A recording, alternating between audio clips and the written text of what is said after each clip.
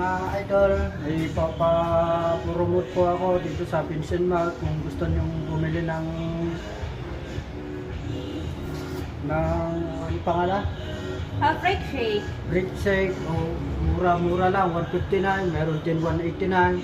Yun yung guys, hello guys. Yun po yung cocoa berry and cocoa matcha. Yun po yung ano tawag dito, wait lang. Maliban po doon sa cocoa berry and cocoa matcha, meron po kaming mga freak shakes, iba-iba pong flavor. Meron po kaming matcha overload, strawberry lush, luscious chocolate, cookies and cream, dark chocolate, cookie monster, strawberry oreo, tropical mango. Pero po yung tropical mango is ano lang po yun, hindi po siya as in, wait lang.